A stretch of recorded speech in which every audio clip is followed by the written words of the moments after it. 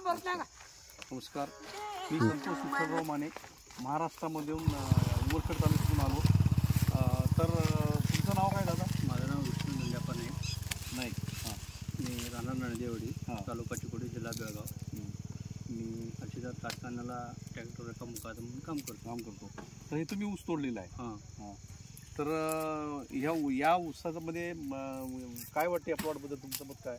तो प्लॉट तरी चांगला आहे. हां. तरी पण आता एक मागील वर्षापासून जरा प्लॉट हे होत आला आहे. तर आधी याचा परफॉर्मन्स चांगला होता. हां, तरी पण एकरी 70-80 ॲव्हरेज होते याचं. असं का?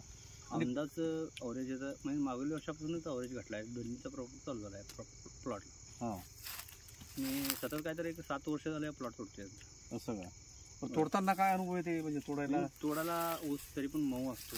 हां, तसं काही चपकी वगैरे बांधत नाही आणि तुरा पण लवकर काढत नाही. तुरा काढत नाही का? कावस. हां.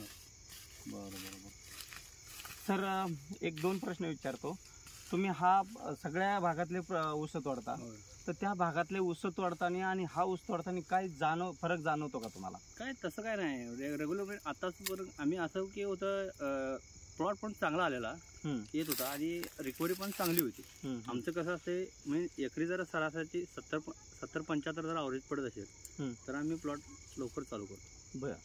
जरा प्लॉट जरा हे असेल तर तोडणी मागास चालू होतो. अच्छा, म्हणजे तोडणीमध्ये तुम्हाला काय फरक म्हणजे की हा प्लॉट लवकर तुटला, तिकडचा प्लॉट लवकर तुटला, असं काय होतं का? की एका दिवसाला किती तुम्ही टन तोडू शकता? एक माणूस एका दिवसाला किती टन तोडतो? 1 टन 1.5 टन आपण तोडतो. अच्छा, आणि हा किती टनापर्यंत गेला साधारण तुमचा? आमचा अंदाजे आज तरी पण गेले आमचं एक मानशी 1.5 टनापर्यंत गेले. 1.5 टनापर्यंत गेलाय. ओके. तरी जरा पाला वगैरे काढलेला असेल तर अजून पाला काढलेला नाही तर थोडीशी अडचण आहे आणि झोपलेला पण आहे ऊस, त्यामुळे नाही झोपलेलं पण काय नाही. ते एवढं झोपलेलं आम्हाला काय वाटत नाही. अच्छा, पुरती असं झोपलं तर पण आम्हाला चालतं. काय त्याला काय फरक पडत नाही. आम्हाला असं खडा ऊस पाहिजे असं काही नाही. एकंदरीत तुम्हाला बाकीच्या जमिनीमध्ये आणि या जमिनीमध्ये काय फरक जाणवतो का? आम्ही तेवढं काय जमिनीचा हे करत नाही. पण तरी पण चालतं वगैरे असं वाटत असं कडक जमीन वाटते, नरम वाटते, काय नाही वाटत? जमीन नरम वाटते. आणि याच्यातून तुम्ही ट्रॅक्टर जर काढलं तर तुम्हाला ट्रॅक्टर निघतं सहज आणि बाकीच्या याच्यातून नाही, जरा ट्रॅक्टर काढायला अवघड जातं. रान भुसभुशीत असल्यामुळे लोडिंग असल्यामुळे ट्रॅक्टर काढायला लोडिंग नाही. आणि बाकीच्या इतर शेतामध्ये कसं होतं, तिथं काय राना गुन्हा सहज निघतं. म्हणजे ते जमीन खडक झालेली असते जमीन. सरकारला आवड टाकली का ना, रान खडक आलेलं असतं. तर हे मल्टीप्लायर आहे, हे वापरलेलं आहे ह्या प्रोडक्ट. तर तुम्ही याच्यासाठी काय रिव्ह्यू द्याल? तरी पण शेतकऱ्याला चांगला आहे मल्टीप्लायर. कमी खर्चाची शेती, कमी खर्चाची शेती आहे. हां, पण त्याचं साईड इफेक्ट काय होत नाही.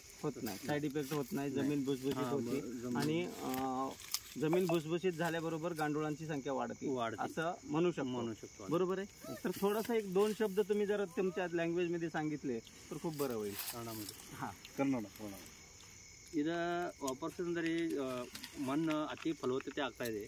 ಅಡವಿ ಮದುವೆ ಆಗೋದ್ರಿಂದ ಇದಕ್ಕೆ ಡೊನ್ನಿ ಅಂದ್ರೆ ಹುಳ ಇದು ಪ್ರಾಬ್ಲಮ್ ಆಗ್ತಾ ಇದೆ. हो. ओके, थँक्यू नाईक साहेब, धन्यवाद. ಓಕೆ. गाड्या काढतात. ಇಲ್ಲಿ ಜರ ಮುಂದೆ ಪೈಸಾ ಇದೆ ಕೊಡ್ಲ.